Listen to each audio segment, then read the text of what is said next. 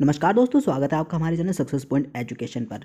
Friends, जैसा कि हम कल पढ़ रहे थे आपकी इंडिया की पेनिनसुलर रिवर ऑफ इंडिया, है ना, यानी कि भारत की प्रायद्वीपीय नदियों के बारे में हमने कल पढ़ा, है ना। तो कल हमने किन नदियों के बारे में पढ़ा, जो कि जा रही थी हमारी ईस्ट की ओर, है ना। उन सब नदियों के बारे में हमने कल पढ़ा और आज हम पढ़ेंगे जो जाएंगी नदियाँ आपकी वेस्ट की ओर। तो चलिए फ्रेंड्स, जल्दी से हम शुरू करते हैं आज की आपकी पेनिनसुलर रिवर जो आपकी जाएंगी वेस्ट की ओर, और फिर उनके बारे में हम पढ़ेंगे सारी डिटेल्स। तो फ्रेंड्स, अगर आप हमारे चैनल पर नए हैं तो हमारे चैनल को सब्सक्राइब कर लीजिए और बेल आइकन पर क्लिक कर लीजिए ताकि आपको वीडियो की नोटिफिकेशन बिल्कुल बड़े आराम से मिल सके। और आज का लेक्चर खत्म करने के बाद कल हम पूरे रिवर्स की, इंडिया की जितनी भी रिवर्स हैं सबके ऊपर 100+ क्वेश्चंस करेंगे कल, है ना, इस वीडियो को खत्म करने के बाद, यानी कि कल।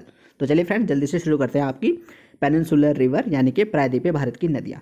तो चलिए फ्रेंड्स, देखिए आज हम पढ़ने वाले हैं पेनिनसुलर रिवर यानी कि प्रायद्वीपीय भारत। तो सबसे पहले हल्का सा रिवाइज कर लेते हैं कल के स्टार्टिंग वाला, जो कल का स्टार्टिंग का पार्ट था सारा। मैं फटाफट से उसको रिवाइज करके फिर पहुंचूंगा आपकी जो वेस्ट की ओर नदियाँ जाएंगी, है ना। तो पहले सबसे पहले हम बात करते हैं, अगर क्या पता आप वीडियो में नए हों तो यानी कि आपको थोड़ा अच्छा लगे, है ना। तो पहले बात करते हैं कि प्रायद्वीपीय नदियाँ होते क्या है, यानी कि प्रायद्वीप होते क्या है ना, कैसे हम इसको समझेंगे। तो चलिए फ्रेंड्स, देखिए जैसे कि आपको मैप में दिख रहा है इंडिया का मैप पूरा। तो सबसे पहले हम डिवाइड करते हैं अकॉर्डिंग टू डायरेक्शन, जो कि ईस्ट, वेस्ट एंड नॉर्थ और साउथ, है ना। तो ऐसे इंडिया को हम डिवाइड करते हैं, यानी कि पूर्व, पश्चिम और उत्तर और दक्षिण, है ना फ्रेंड। तो इंडिया को हम ऐसे डिवाइड करते हैं। तो इससे क्या होता है, इससे आपको पता चल जाएगा कि अगर वो आपकी रिवर इधर आ रही है तो वो ईस्ट की तरफ आ रही है, और आपकी रिवर इधर जा रही है तो वो वेस्ट की तरफ यानी कि पश्चिम की ओर जा रही है ना। ईस्ट की तरफ आएगी तो हम उसको कहेंगे पूर्वी वाहिनी, और वेस्ट की तरफ जाएगी तो हम उसको कहेंगे पश्चिमी वाहिनी, है ना फ्रेंड्स। इस मैप में आपको सिर्फ इतना ही समझना है। आगे बढ़ते हैं।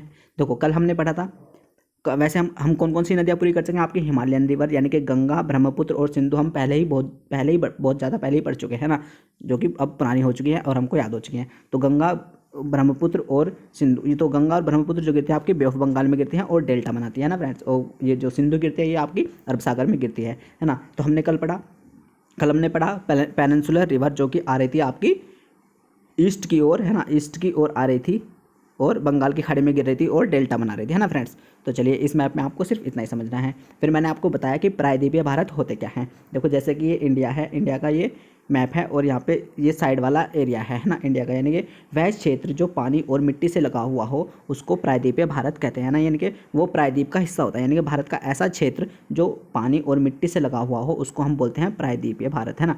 तो वो प्रायद्वीपीय भारत हो गया। और इसको क्या कहते हैं, और ये इसको क्या कहते हैं, हम सह्याद्री के नाम से भी जाना जाता है ना, सह्याद्री के नाम से भी जाना जाता है। ये मेरे क्या होते हैं, वेस्टर्न घाट एंड ईस्टर्न घाट, है ना। ईस्ट इधर है और वेस्ट इधर है, तो ईस्ट वाले घाट को क्या कह दिया, पूर्वी घाट यानी कि ईस्टर्न घाट, और वेस्ट वाले यानी कि पश्चिमी घाट को क्या कह दिया, पश्चिमी घाट, है ना। सिंपल सा लॉजिक है। तो चलिए बढ़ते हैं आगे। तो ये क्या है मेरा, ये है मेरा वेस्ट का एरिया। तो ये क्या है मेरा, वेस्टर्न घाट, है ना। इसको हम क्या जानते हैं, सह्याद्री के नाम से जाना जाता है, क्योंकि ये बहुत ज़्यादा उपजाऊ होता है और पानी और मिट्टी से लगा हुआ है, इसलिए प्रायद्वीपीय भारत हमने इसको कह दिया, है ना। तो जो नदियाँ यहाँ से निकलेंगी उनको हमने फिर प्रायद्वीपीय नदियाँ कह दिया, है ना, इसलिए हमने बोला है कि प्रायद्वीपीय नदियाँ। तो चलिए फ्रेंड्स, अब क्या होता है, जो नदियाँ मेरी गई थी ईस्ट की ओर, उन्होंने क्या बनाया था, मैंने अभी बताया डेल्टा, है ना। उन्होंने डेल्टा का निर्माण करा था, और ये क्या है मेरा, ये है मेरा डेल्टा, जो कि मैंने आपको कल भी समझाया था, इसलिए फटाफट से एक रफली रिवीजन दे रहा हूँ, है ना। तो चलिए देखिए ये क्या है, ये है मेरी डेल्टा की पिक। डेल्टा में क्या होता है कि नदियाँ आती हैं और उसकी ट्राइब्यूटरी यानी कि उनकी सहायक नदियाँ भी उनमें जुड़ती हैं और फिर जाके वो ओशन में गिर जाती हैं, यानी कि बंगाल की खाड़ी में गिर गई। तो उन्होंने क्या बनाया, डेल्टा का निर्माण क्या है, क्यों डेल्टा का निर्माण क्यों किया है, क्योंकि ये ला रही थी वहाँ से मिट्टी, पत्थर, कंकड़, तो यहाँ पे इकट्ठा हो जाते हैं तो फिर डेल्टा का निर्माण हो जाता है। ऐसे ही फिर कोई दूसरी नदी आती है, फिर उसकी भी सहायक नदी आती है, फिर यहाँ पे मिल जाती है तो डेल्टा का निर्माण करती है ना। और फिर आगे क्या होता है, जो नदियाँ आ रही हैं वेस्ट की तरफ वो क्या करती हैं, वो बनाती है एस्चुरी, है ना। वो एस्चुरी का निर्माण करती हैं, ना कि डेल्टा का निर्माण, है ना। ये अंतर है कि ये क्वेश्चन हमेशा पूछा जाता है कि वेस्ट की तरफ आने वाली, ईस्ट की तरफ आने वाली नदियाँ डेल्टा का निर्माण करेंगी और वेस्ट की तरफ जाने वाली नदियाँ एस्चुरी का निर्माण करेंगी, है ना फ्रेंड्स। तो हमें ये याद रखना होता है। अब एस्चुरी क्या है, एस्चुरी में नदियों की स्पीड कम होती है और वो इतना कंकड़ पत्थर नहीं लेके आ पाती, है ना। तो इससे क्या होता है, अब अंतर क्या है, अंतर यह है कि जो डेल्टा होता है वो बहुत ज़्यादा फर्टिलाइजर होता है, बहुत ज़्यादा उपजाऊ होता है भाग, और कंपेयर टू एस्चुरी, है ना। एस्चुरी का एरिया इतना ज़्यादा हमारा फर्टिलाइजर नहीं होता, है ना फ्रेंड्स। तो ये डिफरेंस है। तो चलिए फ्रेंड्स, इस वाले मैप में हम देखते हैं, इस वाले मैप में हम क्या देखेंगे, इसमें हम ये देखेंगे कि ये महानदी गोदावरी, कृष्णा और कावेरी हमने आपकी कल पढ़ ली थी सारी, है ना, जो कि आपकी बे ऑफ बंगाल में गिरी थी और जो कि पूर्वी वाहिनी यानी कि पूरब की तरफ को आ रही थी, ईस्ट की तरफ को आ रही थी, जो बे ऑफ बंगाल में गिर रही थी और डेल्टा का निर्माण कर रही थी, है ना फ्रेंड्स। तो जो भी बंगाल की खाड़ी में गिरेगी वो डेल्टा का निर्माण करेगी, है ना, ये हमने पढ़ा है। और आज हम पढ़ने वाले हैं आपकी वेस्ट की ओर जाने वाली नदियाँ, यानी कि पश्चिमी वाहिनी, है ना, यानी कि पश्चिम की ओर जाने वाली नदियाँ कौन कौन सी हैं और क्या क्या है उनकी डिटेल्स, और क्या क्या वो कहाँ पहुँचती है ना फ्रेंड्स। तो आज हम पढ़ने वाले हैं पश्चिमी वाहिनी नदियाँ, यानी कि वेस्ट की ओर आने वाली प्रायद्वीपीय भारत की नदियाँ। तो चलिए फ्रेंड्स जल्दी से शुरू करते हैं अपना आज का सेशन। देखिए ये है इंडिया का मैप, है ना, आप में इसको दिख रहा है, आप में इसमें दिख रहा है गुजरात, है ना, महाराष्ट्र दिख रहा, महाराष्ट्र, मध्य प्रदेश और राजस्थान, है ना, और ये छत्तीसगढ़, है ना। तो ये आने वाली हैं वेस्ट की ओर जाने वाली नदियाँ हैं ये, जो कि मेरी प्रायद्वीपीय भारत की नदियाँ हैं, है ना, यानी कि पेनिनसुलर रिवर है जो कि वेस्ट की ओर जा रही हैं, है ना। तो फ्रेंड्स सबसे पहले हम बात करते हैं अपनी साबरमती नदी की, है ना। तो सबसे पहले हम बात करते हैं साबरमती नदी की। तो हम देखते हैं कि साबरमती नदी का ओरिजिन, है ना, सबसे पहले बात करते हैं कि साबरमती का नदी का ओरिजिन क्या है, यानी कि साबरमती नदी का उद्गम स्थल क्या है ना, क्योंकि वो पूछा जाता है। उद्गम हम क्यों पढ़ते हैं, क्योंकि ये नदियों के उद्गम स्थल पूछे जाते हैं कि ये वाली नदी कहाँ से निकली, है ना, कहाँ पे जाके गिरी, है ना। तो चलिए देखिए, अब ये क्या है, साबरमती जो नदी है मेरी, ये वाली, ये निकली मेरी राजस्थान के रीजन से, है ना, यानी कि राजस्थान क्षेत्र से निकली, है ना। और राजस्थान से भी कहाँ से निकली, है ना, ये राजस्थान के निकली उदयपुर जिले से, है ना। अब देखिए आते हैं इस मैप में आपको बिल्कुल अच्छे से दिखा कि देखो ये है मेरी साबरमती नदी, है ना, ये मेरी राजस्थान से निकली, राजस्थान के उदयपुर जिले से, है ना, राजस्थान के उदयपुर जिले से होकर निकली और अरावली श्रेणी से होकर निकली, है ना फ्रेंड्स। तो आपको क्या बताना है, देखो थोड़ा सा बड़ा कर देते हैं कि साबरमती नदी राजस्थान के उदयपुर जिले से अरावली श्रेणी से होकर, यानी कि अरावली हिल्स से होकर निकलती है ना फ्रेंड्स। आपको सिर्फ इतना बताना है, क्वेश्चन में पूछा जाएगा कि साबरमती नदी कहाँ से निकलती है, राजस्थान से, है ना, और अरावली श्रेणी से होकर निकलती है, उदयपुर जिले से होकर निकलती है ना फ्रेंड्स। फिर क्या करती है, आगे बढ़ती है, गुजरात में एंटर कर जाती है और फिर आगे जाके इधर बंगाल यहाँ पे गिर जाते हैं ना, इधर अरेबियन सागर में आके खंबात की खाड़ी में आके गिर जाती है ना। देखिए फ्रेंड, अब क्या है, एक क्वेश्चन और समझना है कि जो ये वाला एरिया है गुजरात का, इतना एरिया, तो हम इसको बोलते हैं, ये खाड़ी टाइप होता है ना, खाड़ी, तो ये होता है इसे हम खंबात की खाड़ी कहते हैं ना, खंबात की खाड़ी हम इसको बोलते हैं, खंबात की खाड़ी, है ना, खंबात की खाड़ी के नाम से इस एरिया को जाना जाता है आपका, है ना। और इसमें ये ज़्यादा मतलब जो भी वेस्ट वाली नदियाँ होंगी वो ज़्यादातर खंबात की खाड़ी में जाके आपकी गिरेंगी, है ना। तो इसलिए इस एरिया को याद रखना बहुत ज़रूरी है, ये इसको हम बोलते हैं खंबात की खाड़ी, है ना। तो साबरमती नदी ने क्या किया, राजस्थान के उदयपुर जिले से अरावली रेंज से होकर चली और गुजरात में एंटर करी और फिर खंबात की खाड़ी में जाके गिर गई, है ना फ्रेंड्स। आपको इतना समझना है। अब आगे बढ़ते हैं, आगे हम देखते हैं, एक क्वेश्चन और पूछा जाता है, एक क्वेश्चन ये पूछा जाता है कि साबरमती पे वो बसने वाले 2 प्रमुख शहर कौन कौन से हैं। देखिए फ्रेंड्स, ये है मेरी साबरमती नदी जो आगे जा रही है और आगे बढ़ रही है ना। तो जो प्रमुख शहर जो हैं, जो हर बार पूछे जाते हैं क्वेश्चन में, अहमदाबाद और गांधीनगर। तो साबरमती नदी पे पड़ने वाले 2 प्रमुख शहर का नाम है अहमदाबाद, लिख लीजिए फ्रेंड्स, है ना, अहमदाबाद और गांधीनगर, है ना फ्रेंड्स। तो साबरमती नदी पर पड़ने वाले आपके 2 प्रमुख शहर हैं, एक तो है अहमदाबाद और एक है गांधीनगर। चलिए फ्रेंड्स आगे बढ़ते हैं, आगे बढ़ेंगे तो हमने देखा कि जब साबरमती नदी आगे बढ़ी, खंबात की खाड़ी की तरफ को बढ़ी, तो खंबात की गुजरात में एंटर करी। तो गुजरात में एंटर करने के बाद हमने देखा कि उस पर है धरोई रिजर्वोयर, है ना। तो धरोई डैम, है ना, धरोई रिजर्वोयर यानी कि धरोई डैम कुछ भी कह लो, है ना, रिजर्वोयर और डैम, धरोई रिजर्वोयर यानी कि धरोई डैम साबरमती नदी पर पाया जाता है और गुजरात राज्य में पाया जाता है ना। तो आप अब क्वेश्चन में आपसे पूछेगा कि धरोई डैम किस नदी पर है, तो आपका आंसर होगा साबरमती पर, है ना, और किस राज्य में है, गुजरात, है ना। तो आपको इतना पता होना चाहिए और ये हमेशा पूछे जाते हैं क्वेश्चंस। तो आपको क्या करना है, सिर्फ मैप को देखना है और क्वेश्चन को नोट डाउन करना है जो मैं बता रहा हूँ, बाकी नोट्स बनाने की जरूरत नहीं है, बाकी आपको सारा समझ में आता रहेगा। तो चलिए फ्रेंड्स देखते हैं, आगे बढ़ते हैं।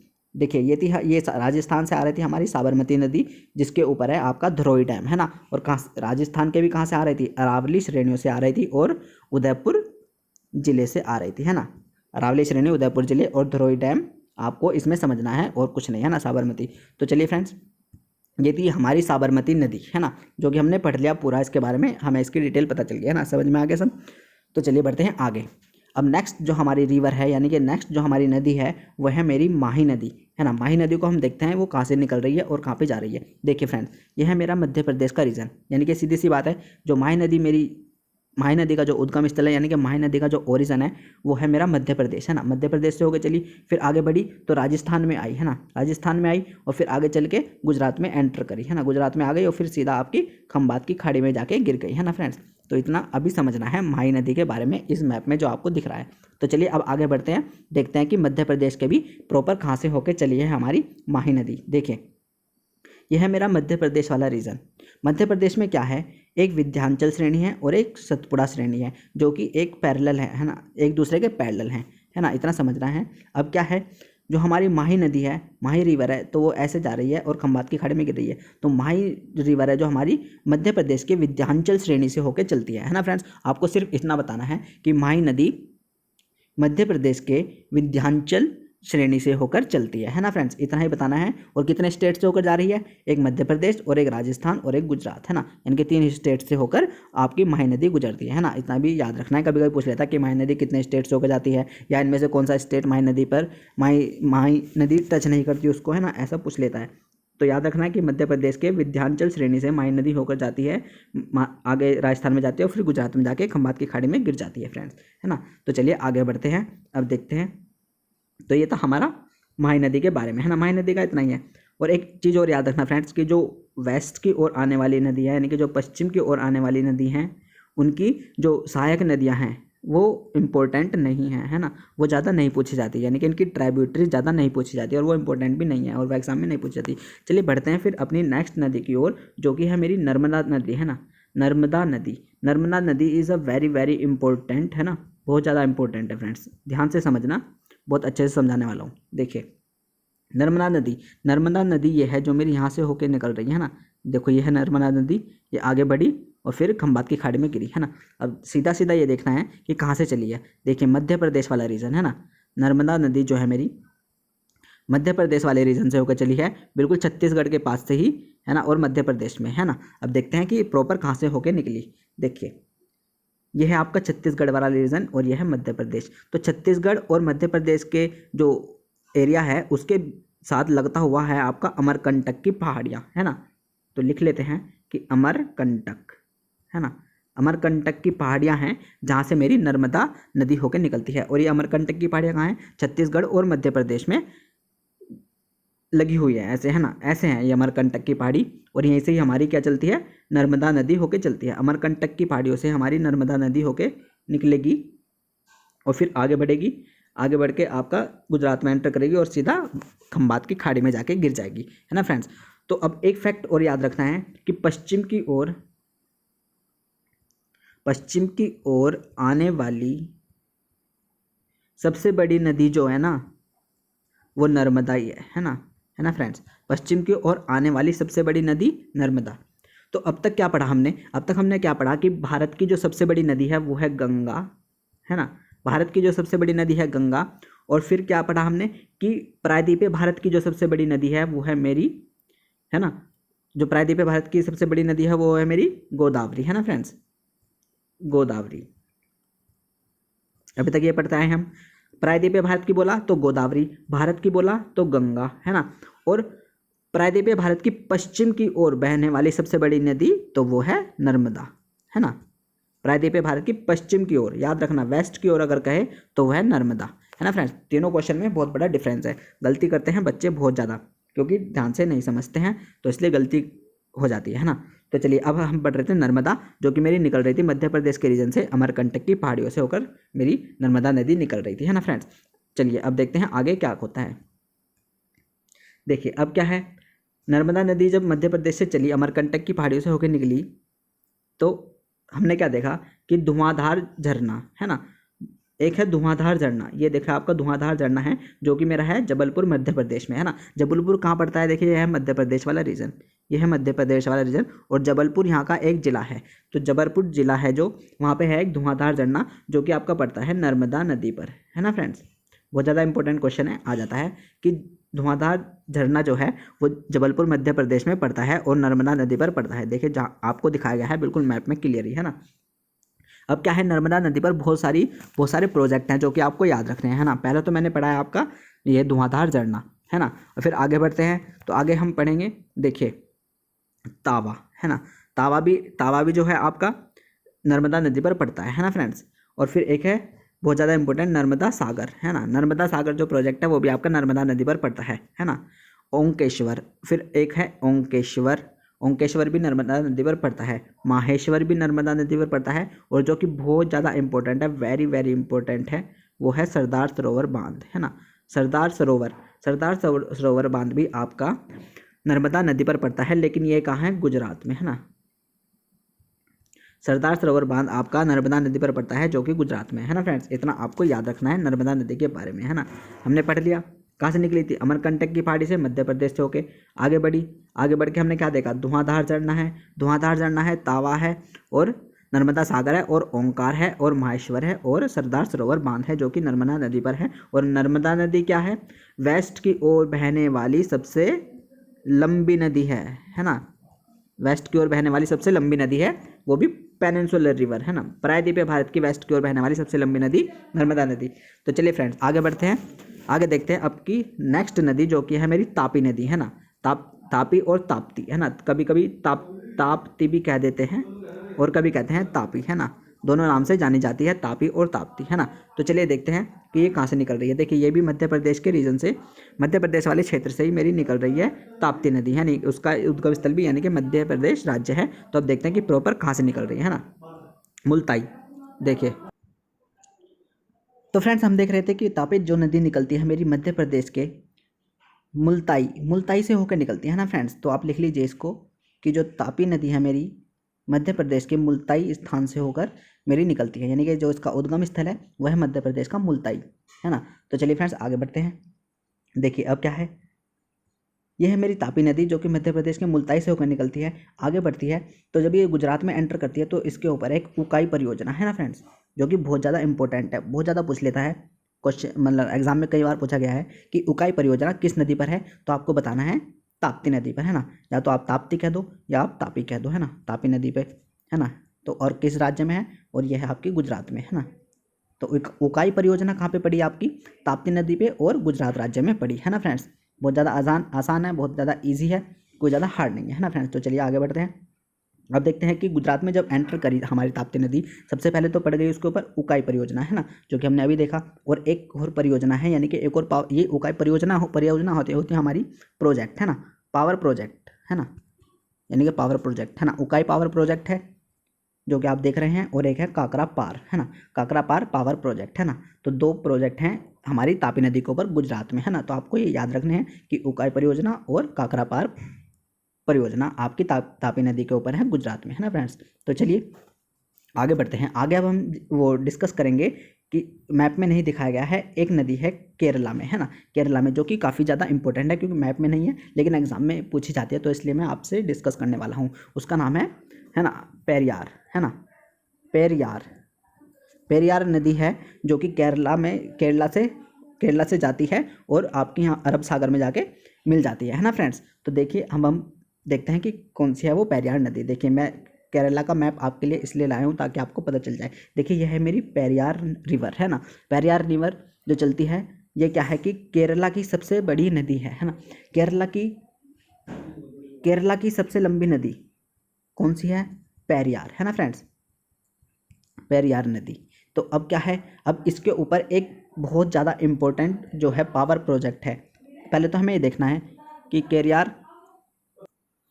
कि हमें ये देखना है कि जो हमारी पेरियार है वो केरला में कहाँ से निकलती है। देखिए फ्रेंड्स ये है अन्नामलाई की हिल्स, यानी कि अन्नामलाई की पहाड़ियाँ, है ना, अन्नामलाई।